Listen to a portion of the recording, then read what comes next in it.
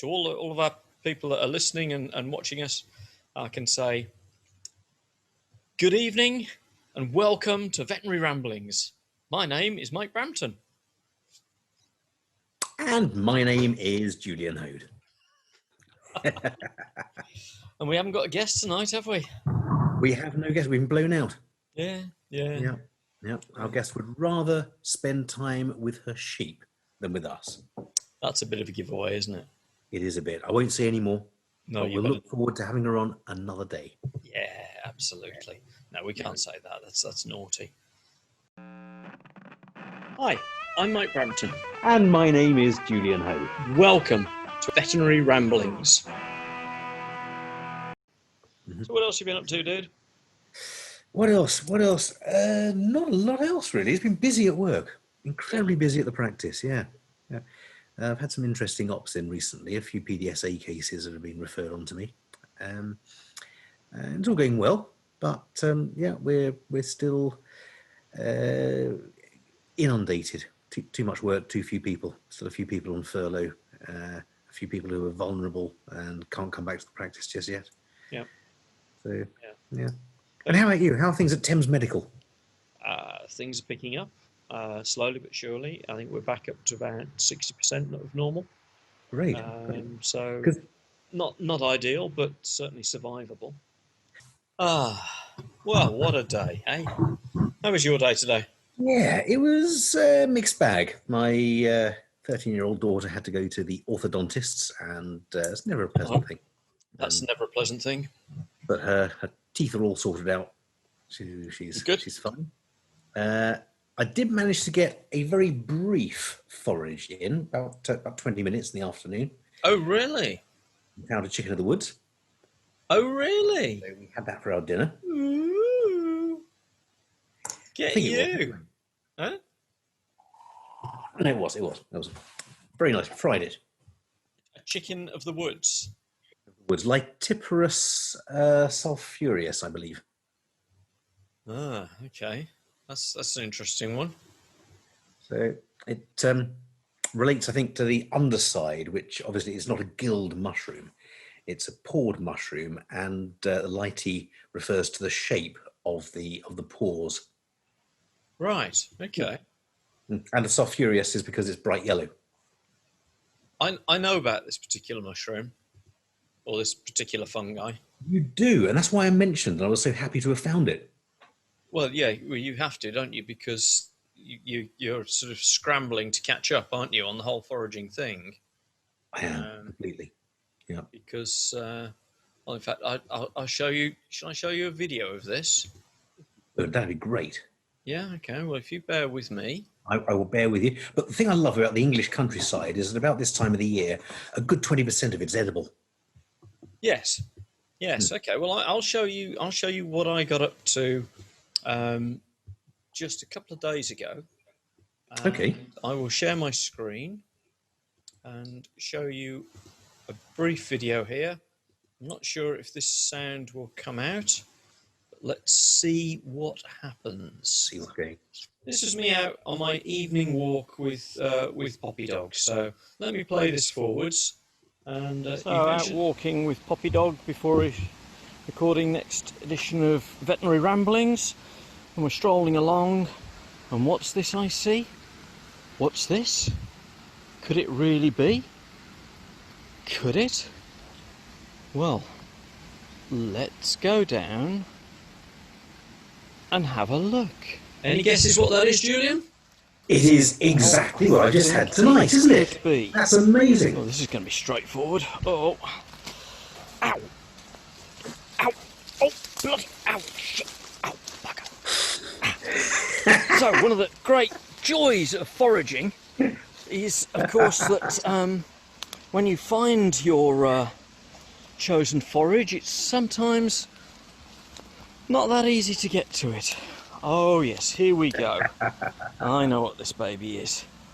This is going to get cooked up with garlic butter. Let's see if I can get it off there nice and easily. There it is. That's fantastic. Beautiful. It's a huge one, isn't it? Yeah, it's massive.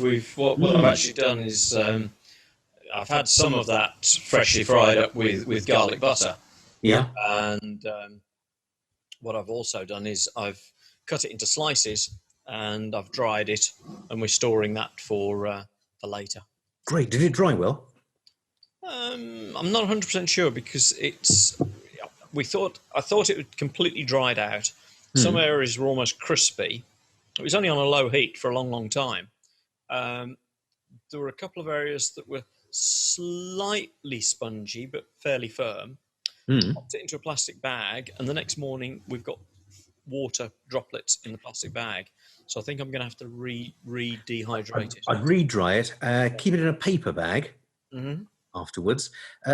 You could keep it in a plastic bag, but if you do that, use some of those little silicone dry bags. You know, the ones that come in packaging. Yeah. That's a good idea. That'll help dry out more. I want to seal it because it stinks of mushrooms. It does. It's quite a strong smell, isn't it? But it does. It tastes. If you fry it, it tastes a little bit like artificial chicken. Some of it did. Some of it I found had the texture of chicken. Hence, obviously, the name, Chicken of the Woods.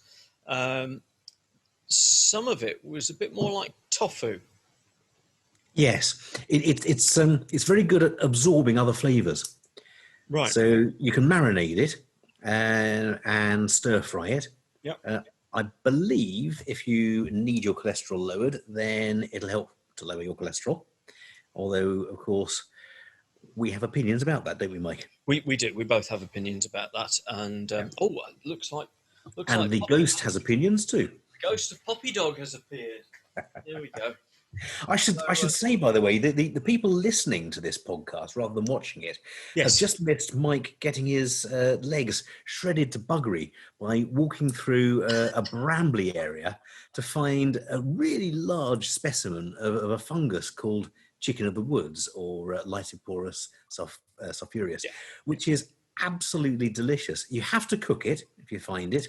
You have to cook it because it's slightly toxic when eaten raw.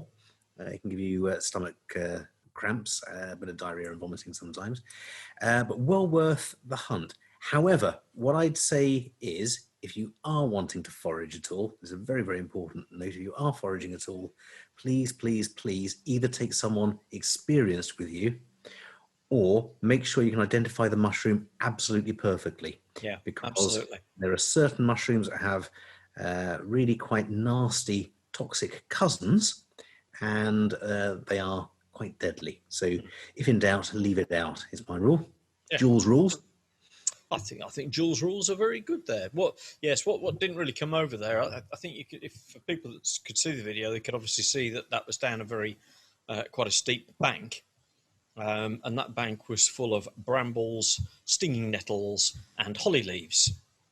And as I was just out for a walk with the dog, I'd got my t-shirt and shorts on, and my pumps with no socks, but I couldn't resist getting down there just in case somebody else saw it. Yeah, absolutely. Did you see any other shrooms on your travel? I did actually. Let me see if I can show you this particular one. That's the one that we had. Yeah, Chicken of the Woods. Yep. There's a similar one called Hen of the Woods. Which, I got this one. Oh, now that's nice. That's an Earth Star of some sort. Oh no, it's not, is it? Or is it a young parasol? Could you see if it had a stem at all? No, it had no stem.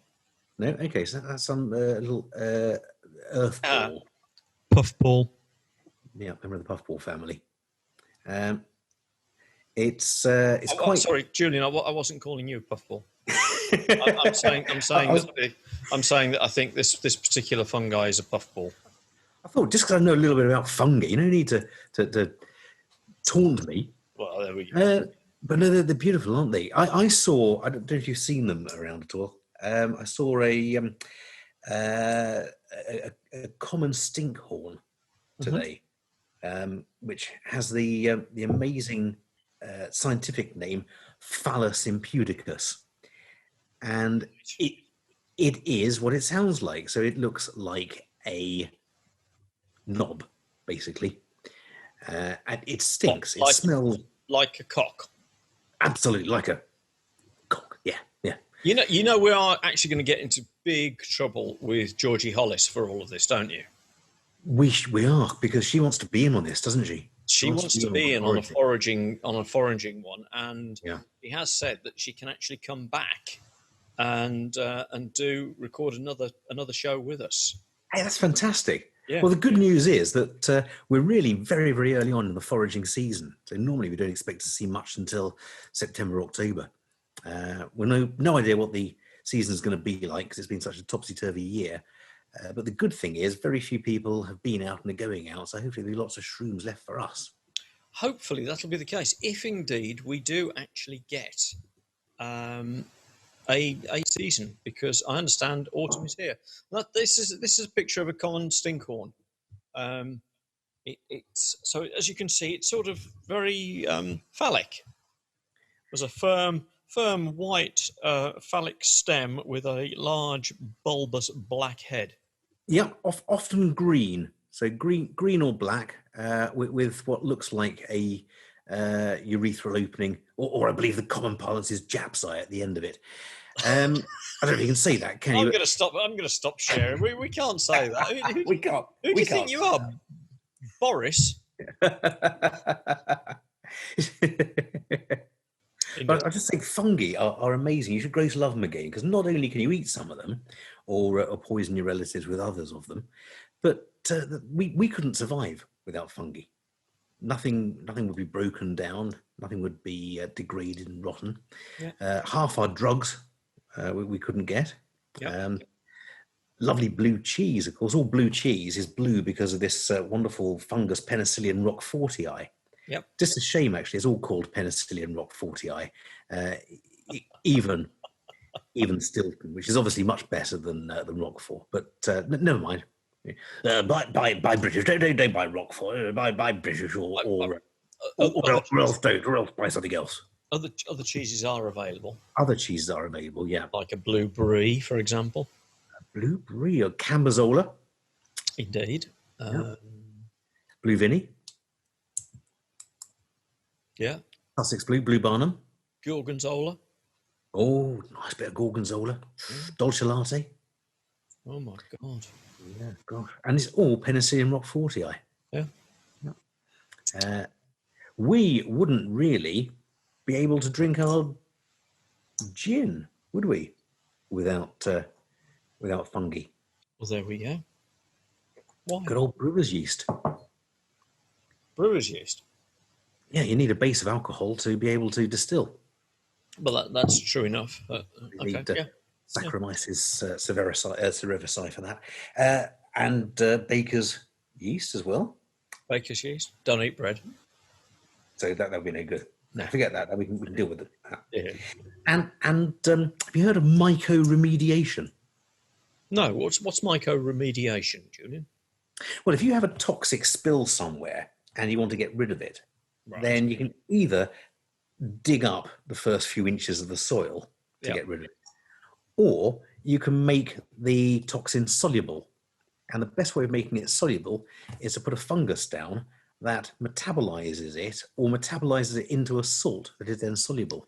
This is what they're attempting to do in Mauritius at the moment, isn't it? With the oil. Yeah. Using fungi to try and break down the oil deposits. That's a disaster, isn't it? It really is. Big cock up there. What I can't understand, I understand, in that particular instance, I understand they moved the vessel closer to the land so that some of the crew could get internet connection. You'd have thought on a vessel that's 300 meters long and 100 meters wide that they'd have their own internet and their own satellite connections, wouldn't you? But, you would have thought so. Yeah, it's a little bit like there's a new open cast mine they're hoping to open in Australia. It's called the Adani mine, and the direct route out is for these super coal tankers, super coal ships, to cut a path straight through the Great Barrier Reef. Like the Great Barrier Reef hasn't got enough problems without putting 3,000 tons of coal straight through it on these major, massive things. And yeah, that's a current one of mine. You might catch me on some of this tonight. I've been looking for a bit of a rant tonight, Julian. Have we not done enough? No. We should. Can we not badger the politicians at all? Don't start me on badgers. What, badgers? Yeah. Oh no, we'll cull that conversation, shall we, for a start? Yeah. To be heard no more tonight. Well, are you sure? Because I've seen some figures from DEFRA recently. Yeah, tell me about those figures, Mike. Because actually, it's a complete disgrace, isn't it? Tell you about the figures. Well, there's a whole raft of them. I think it's governmental cock up after governmental cock up. Kent. Hold on, this is impossible, isn't it? How can the government cock thing? Oh, hold on, is it Dominic Cummings in charge? Oh, God knows. Are they badgers or zebras? I have to drive to Barnum Castle to find out. Barnard Castle, or Barnum. I can't even be Barnum. Is it Barnum? Barnard? What is it? Quite possibly. You'll love this one. I mean, this is appropriate for COVID because obviously we have a problem with TB in our cattle herds. Yes. That's not disputing that. No. We've got TB in our cattle herds. That is a readily transmissible disease. It's a problem, and we should do what we can to eradicate it. Absolutely. Unfortunately, poor old Brock, the badger, has caught the blame. Our largest predator. Well, second largest. I think Prince Andrew is slightly bigger. But anyway, carry on. I think so, yeah. So Brock has caught the blame for this, and we're on a course to systematically cull or kill or slaughter as many badgers as we can to try and prevent the spread of TB.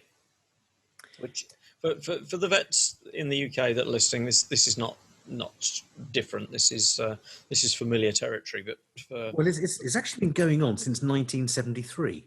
There was an official government policy then. Yeah, but it's accelerated recently, hasn't it? It has. We have to eradicate it. So you look at Kent. Now, Kent, to our listeners and viewers from other areas like the United States, Kent is known as the breadbasket of the UK. This is an area that's high in arable land and quite high in livestock. Land that's actually farmed by Arabs. No, it's not. Anyway, so Kent is virtually TB free. There has been no outbreak, no recorded cases of TB in Kent, in the county of Kent, for a long, long time. Mm-hmm. So what has happened is that a number of people got together and set up a vaccination program, fully funded, to capture and safely vaccinate the badgers against TB. Mm-hmm. Seems like a good idea. Except DEFRA blocked it because there was no incidence of TB in Kent, therefore there was no requirement for a vaccination.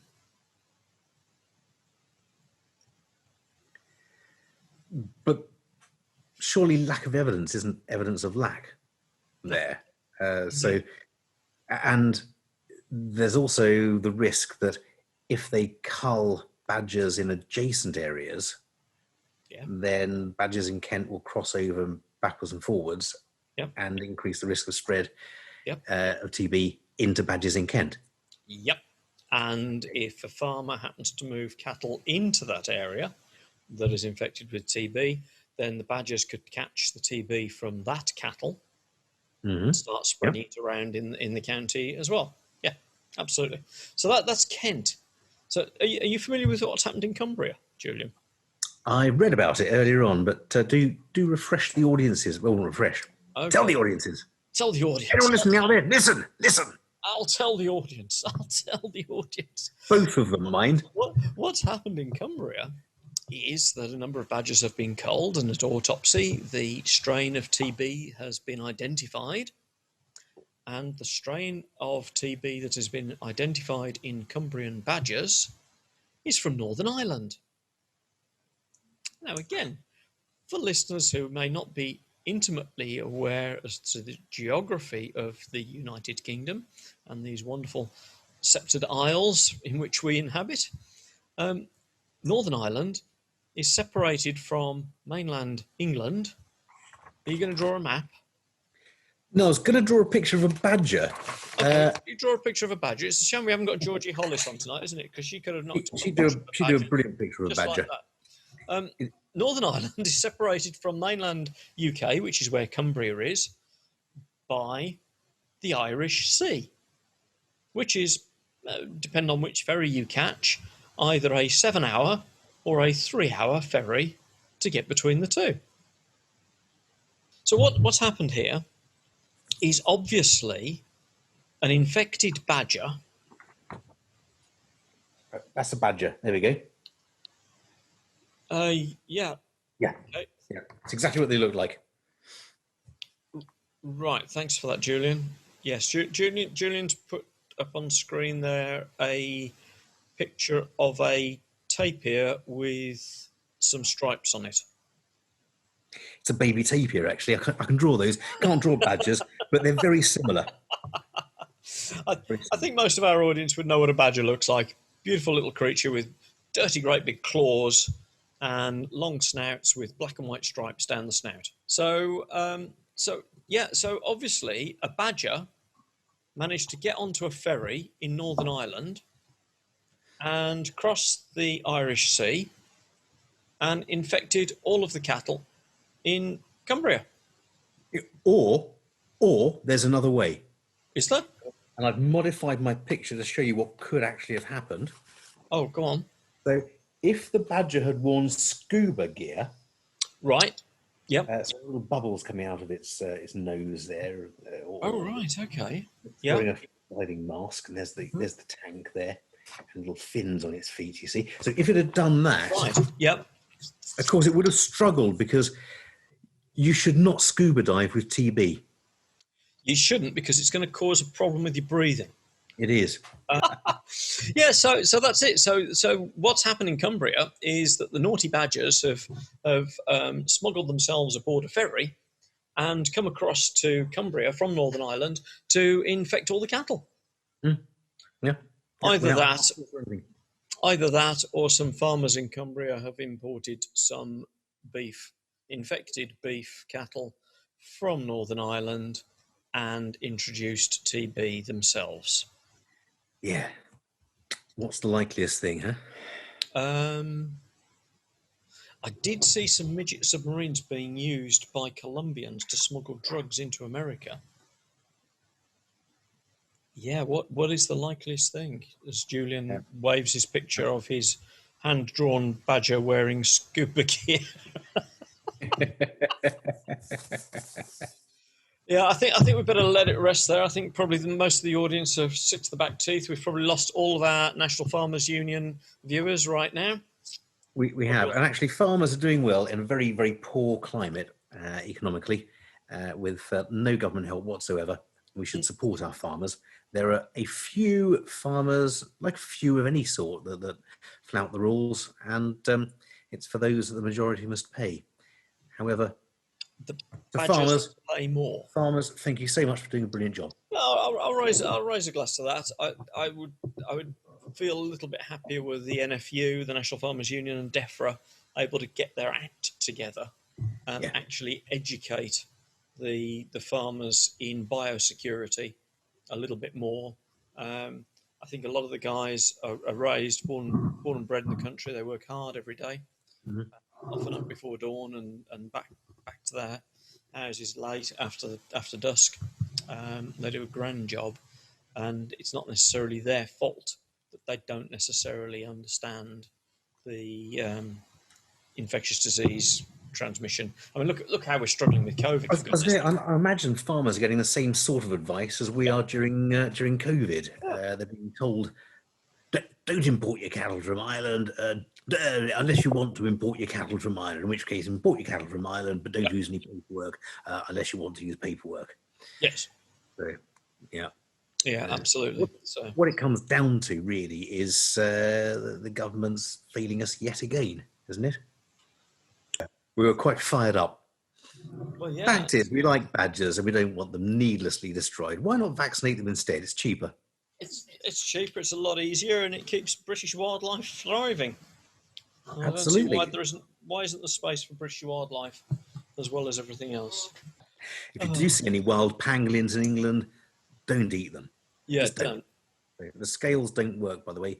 So scales have absolutely no medical or health benefit to anyone other than pangolins. Pangolins. Spooky, They, that, isn't it? they find them rather useful, I believe. It's the same with rhinoceroses, I understand. Yep, yep. Rhinoceros horn doesn't give you the phallus impudicus. And shark fin. Yes. Did you know that it's still legal? Whilst you've got me on my animal welfare trip tonight, did you know that it is actually still legal to import 20 kilos of shark fins in your suitcase? No. So 20 kilos. 20 kilos of shark fin. You probably wouldn't, but the bottom line is, the point of the story is that I could quite legally bring back 20 kilos of shark fin in my suitcase were I to choose to do so. It is still legal to do that in this country. So why is it still legal? That's a funny loophole, isn't it? I have no idea. There's a current petition, UK government petition on that's open. In fact, I think what we should do is Is tell people how to get onto that. I So will post that link so that people can register their disgust with the UK government for keeping that particular loophole open. yes. Yeah, I saw a photo a couple of weeks back of a shark fin processing plant in China, yeah, and there were thousands upon thousands of sharks that had just had their dorsal fins cut off, their pectoral fins, and they were just flung away. They didn't want the rest of them. no, it's appalling, isn't it? Yeah, and sharks are amazing creatures, absolutely incredible. They're One of the fabulous. one of the oldest phylogenetically, one of Yeah, the oldest species of fish. yeah. I think again, there seems to be this mental block that our human race have. That I mean, top and bottom of this is we are apex predators ourselves. Hmm. But there is plenty of room for other apex predators on the planet. And in fact, the balance of nature requires that there is an apex predator. Yes. Yeah. Was it Yellowstone they reintroduced the wolves? Yeah. Yeah. They've reintroduced quite a few things actually in Yellowstone, and they've always seen huge geographic and environmental changes, Yeah, haven't they? yeah, for the better. Yeah, yeah. Yeah, But by reintroducing wolves, they're able to cull certain deer populations that's right. that were overeating some shrubs, and because those shrubs were able to survive for longer, they did certain. I don't know. I'm misremembering a lot of it, but it changed the Well, course I of. think it changed the total ecology of the whole area, as I Yeah. recall. I can't remember exactly what that was, but it was by the reintroduction of wolves. Hmm. The shark is the wolf of the sea. It is. It is. I was privileged enough to dive with great whites in Africa, Were you? Gosh, and fantastic. yeah, it was a privilege. And call it naivety or whatever it is, we are not on their menu. The sharks that were there, we were just down from what's known as Shark Alley, which is a narrow file of rocks. Hmm. And at low tide, the rocks are out of the water. At high tide, there's very little rock out of the water, but all of the seals beach on that area. And the seals breed. There's a lot of kelp beds around there. And so it's a massive seal breeding colony with this narrow run between. And the seals will go through the kelp beds from one rock to the other. It's like a canal cut between these rocks, and it's known as Shark Alley. So there are a lot of great whites in there because that's what they do. They eat seals, and I was diving not far from there, and we were able to lure a number of great whites in and around. they were not interested. It was almost like, oh look, there's another human in the water. Complete disinterest. Yeah. I was a little bit slimmer than I am today, but They might change their minds now. Look at the blubber on that one. Hey, Sharky, come on, let's go and have that one. Look at that one. Yeah, it's got very. I swam with white-tip reef sharks in Malaysia, and they're gorgeous. They're beautiful. They're so agile in the water. So absolutely. Yeah. Yeah, I've dropped down onto black-tip reef sharks before now, and doing sort of free diving stuff. It's just a quick flick of the tail, isn't it? And they've gone. They are out of there.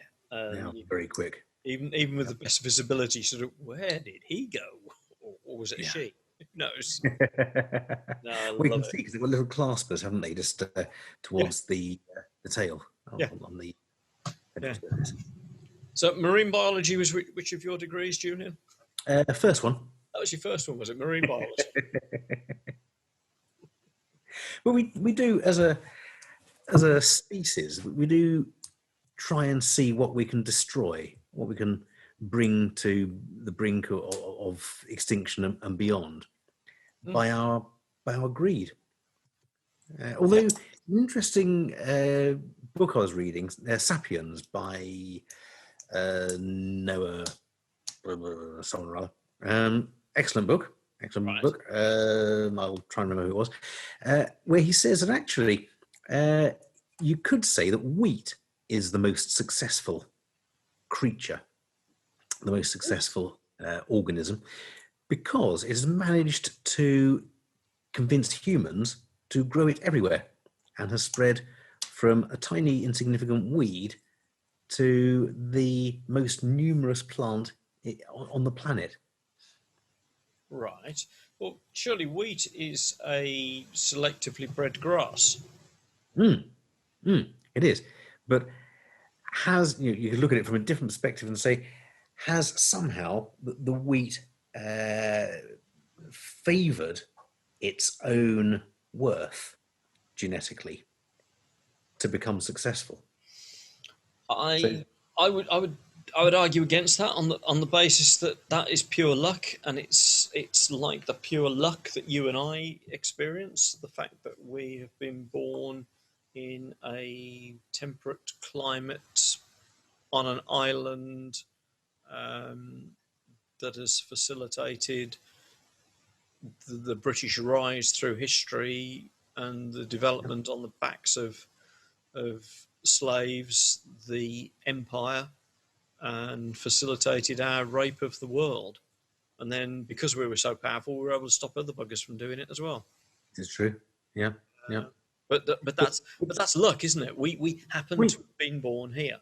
It is luck. And 1,000 years ago, people of the Mongol Empire were saying the same thing. Aren't we incredibly lucky to have been born within the catchment area of Genghis Khan, who has now made our people vastly more successful. We now don't have to scrape around for a living, but we get slaves to do them for us.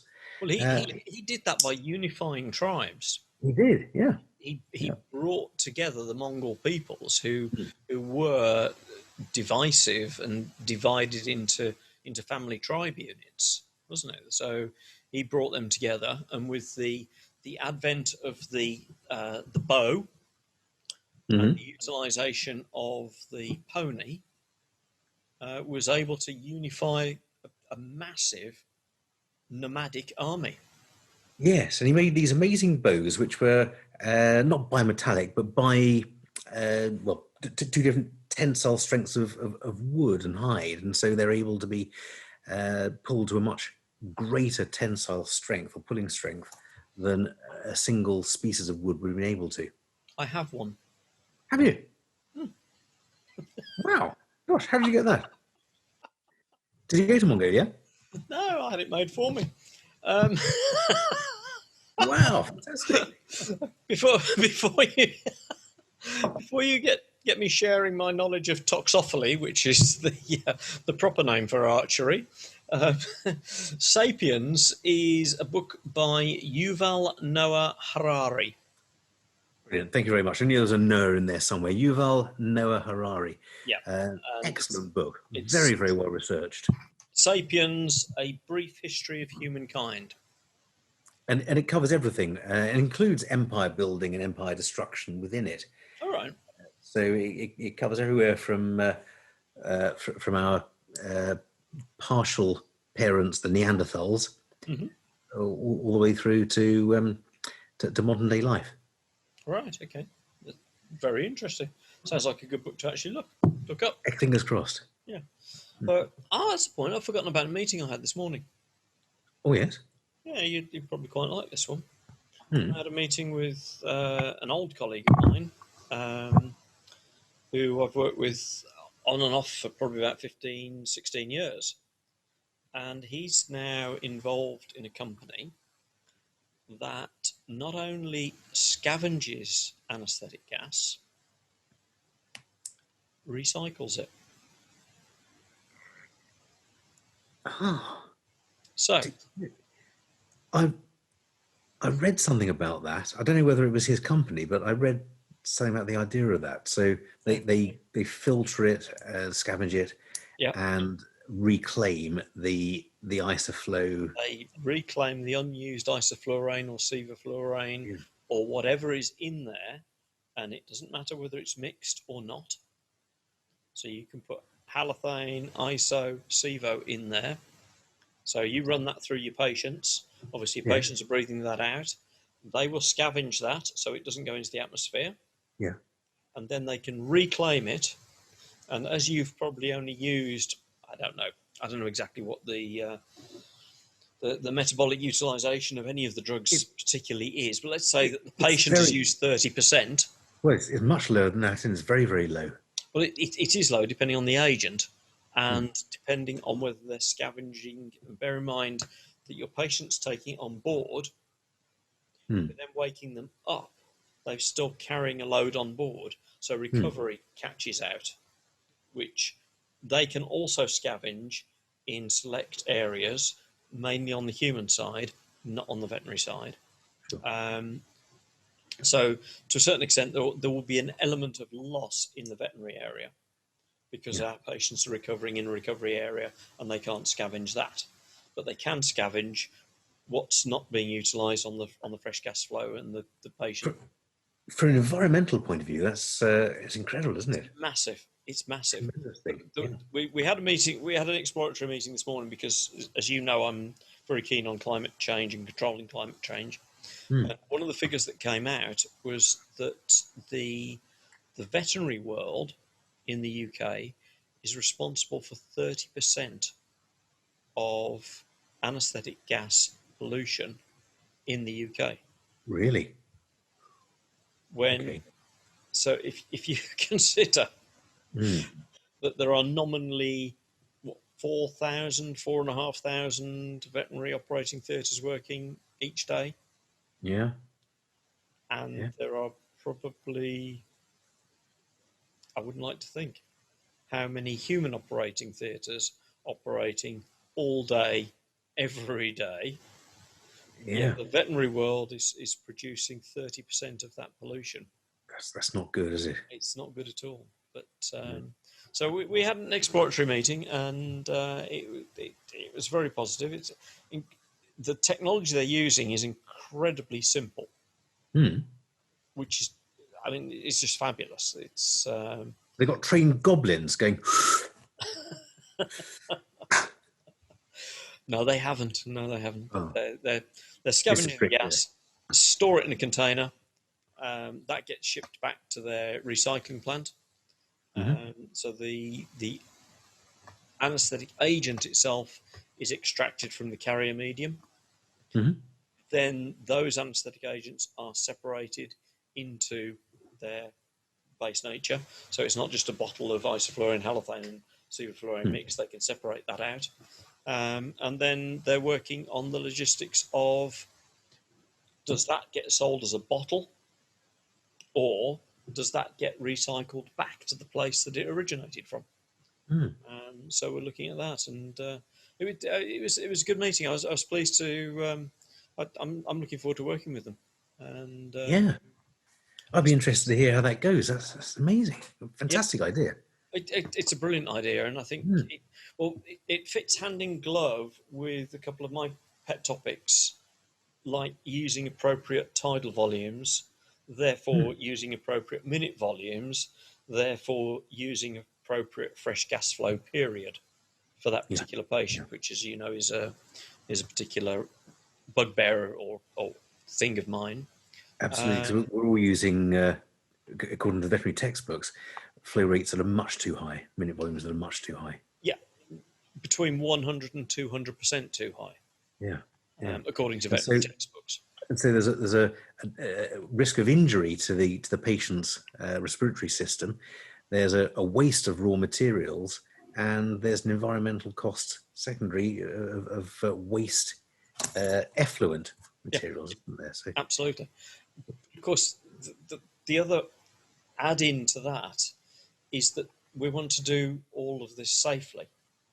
So we hmm, need to be able to monitor our patients appropriately and safely. And that's obviously the other area that I'm very keen on in changing the way that we look at and accept the numbers that we get, particularly on our smaller, more vulnerable patients.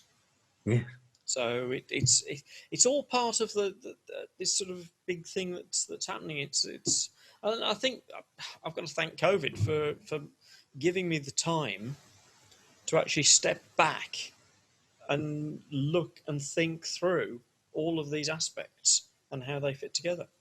and think Because what's important to you yeah, as a yeah, as a company owner, yeah. as an anaesthetics. As a person, for me, Yeah, I'm quite happy to make that personal. It's personal to me, and obviously I'm lucky enough. I've got a team that follow through with that, and their interests are aligned with all of that sort of stuff.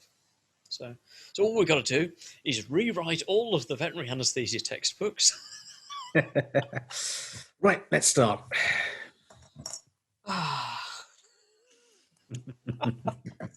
We'll get there in the end, I'm sure. I'm sure we will. I'm sure, and I'm sure I'll be remembered as some mad ranty old bloke. But at least you'll be remembered. Yeah, these strange ideas. What's that? Yes, it's Didn't he do some weird podcast thing with that fat bald bloke with the funny shirts? yeah, I remember that. Yeah, Yeah, I veterinary remember ramblings or that. something. Yeah, was it Rambling? Yeah, Yeah. something like that. Madness. God, they were a bunch of pillocks, weren't they? Yeah, yeah. Going on about badgers That and was. Dominic Cummings all the time. Yeah. I thought I told you that story. No, no, you haven't. That's incredible. That's really amazing. Yeah, yeah, absolutely. Hey, I've done a CPD certificate for tonight. How have you done a CP? What, just now? Yeah, earlier, not just now, no, but earlier. Go So here we go. on, share. I've got a picture of you on the front.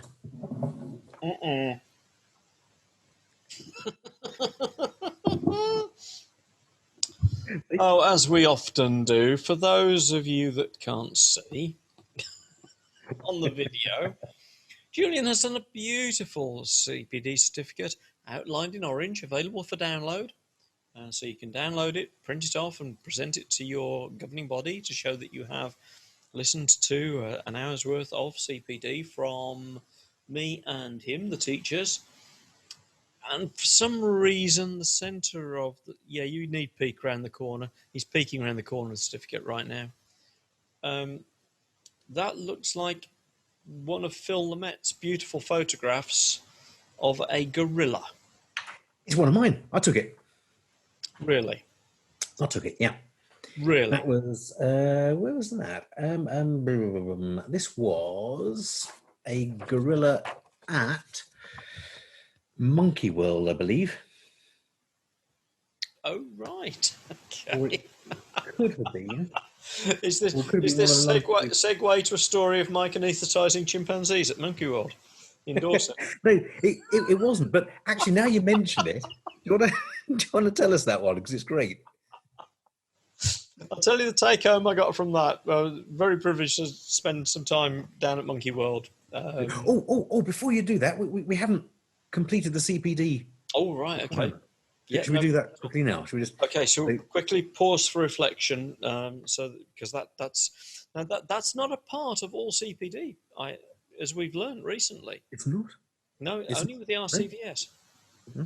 Yeah. Only with the Royal College of Veterinary Surgeons in the UK. Do you have to actually reflect on the CPD that you have either given or partaken of? But as we're in the UK, despite the fact the majority of our audience are in America, let's reflect on that. Let's quickly reflect on our.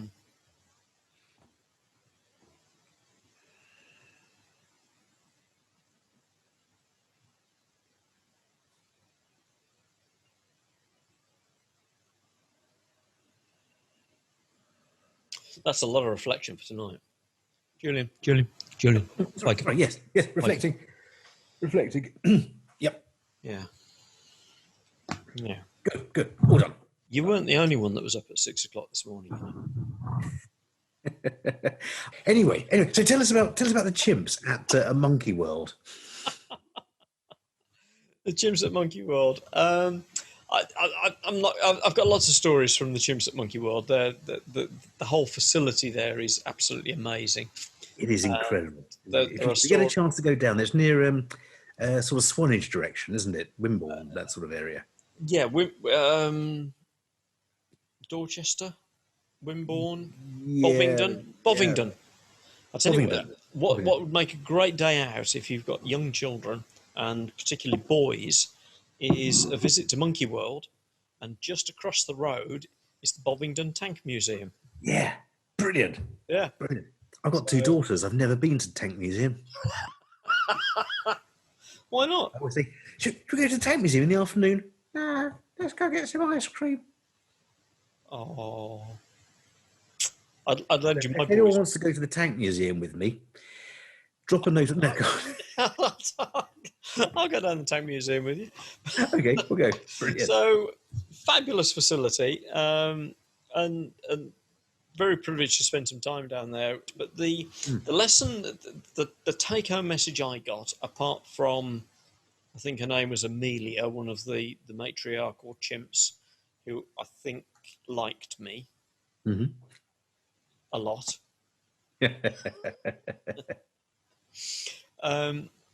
Was that if you give a chimpanzee a bicycle, the first day it will ride it. The second day it will take it apart to find out how it works. As a species, they are phenomenally inquisitive and incredibly intelligent. And I have to say that in my career, I've spent time working in a number of environments, and working with the chimps was probably slightly scarier than a visit to Broadmoor and a visit to Brixton. Both of those, for people who don't know, are Her Majesty's institutions. For one of them for the criminally insane, and the other one for just the criminal on remand. And the chimpanzees, once you get back of house as a stranger, I found equally scary. Really? Yeah. And I need to look at a photograph. I'll show you. I'll share a photograph with you of some wild apes that I was lucky enough to meet near Victoria Falls in Zambia, and you'll see how close I am to them as wild apes. I wouldn't do that with a chimpanzee at all. No way. They're quite scary creatures. I have a healthy respect/fear for chimpanzees. They'll rip your bloody arm off, mate. They are. Well, they're unpredictable. aren't they? I say that as a layperson, but from what I read, gorillas, if you establish a connection and a reasonable enough and slow enough and steady enough about getting to know them, then you can be fairly sure that they will accept you. With chimpanzees, you can do that for 6 months, and then the next time you go in, they'll rip your head off. Yeah, something like that. Although the keepers would probably dispute that, because they are spending every day with a certain family group, and they get to read the mannerisms and know what's going on, which is how I got to know that Amelia probably liked me a lot. Mm-hmm. Because one of the keepers told me, not because I identified that. It's because of the letters she sent you. Yeah, it probably was that. I mean, yeah, she's been emailing me ever since. I mean, it's a nightmare. And as for text messages, well, how she got my mobile number, I have no idea. They're clever little thingsies. Incredible stuff. Incredible. So, okay, so we've done our CPD certificate. Have you got a joke for us for tonight? Well, I have. I had a choice of jokes. One I thought was quite rude. Is this at my expense? No, it's for free. Oh, thank you. So I thought, though, I'd hone it down to one, which is on the subject of species extinction, which we've touched on earlier on in the evening, and we're very good at. And it's like speed skiers; they get extinct as well for some reason. So this is about the man who was up in court for eating one of the last black rhinos, and he made a very impassioned plea in his defence, saying, "I was separated from the other tourists in my group and left alone in the African veldt for days. I ate nothing. I managed to drink dew water off the leaves in the morning and foraged for nuts and berries, and I didn't know whether any nut or berry I had would be my last, because I didn't know whether they were poisonous or not. And I saw this elderly, weak rhino, and my hunger overcame me, and I thought, I know that it's one of the last rhinos in the area, and I know, however, that he's clearly weak and ill and may not survive for long anyway. And I thought, I'm human. I have a greater right to life than this rhino. He's arrogant, and I apologize for it, but I killed and ate the rhino." And people were in tears. The jury took 10 minutes to decide that no, he should be acquitted. And he left the court a free man, and the newspaper reporter said to him, "So tell us, none of us will ever get the chance to find out, what does black rhino taste like?" And he said, "It's a darker meat than white rhino. I'd say it's almost like dodo."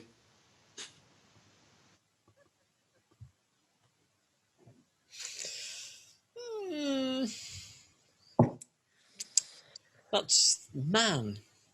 Yeah, off colour. Yeah. It kind of sums up what we do, doesn't it? Yeah, it does. The thing that sums it up for me is that line in the Matrix. I don't know if you. I have seen the Matrix. Yeah. I'm struggling to remember which line in particular you're referring to. Where the agent is talking to Keanu Reeves as Anderson, and he says, "Mr. Anderson, humankind is a virus on the earth." Yep. We are indeed. Mr. Anderson. On that note. On that happy note, we shall call things to a close. Yeah, we probably need a guest to tone it down a little bit, because we can get a bit ranted. I hope, though, actually, some of our rants have struck bells with you, rung chords, whatever. It's our planet. As far as we know, we've only got one that we can live on at the moment. And this ain't no dress rehearsal, is it? No. So if you like what we do, if you like what you've seen and what you've heard, then click like, follow us, and we're sure we'll be able to line up a far more interesting than us guest for next week's episode. No question at all. And if you've got any suggestions or anything that you want us to cover on the show, or anything you want us to talk about, or if you've got any things that you want to talk about, get in touch with us. We're quite well. He's approachable. I'm not. I'm a miserable old bastard. But We're both miserable bastards. yeah, get in touch with us and let's have a conversation. And until that point in time, hope you've enjoyed Veterinary Ramblings, and may your dog go with you. May your dog go with you. May your dog go with you, Mike. Julian. Good night, everybody. Thank you. And cut.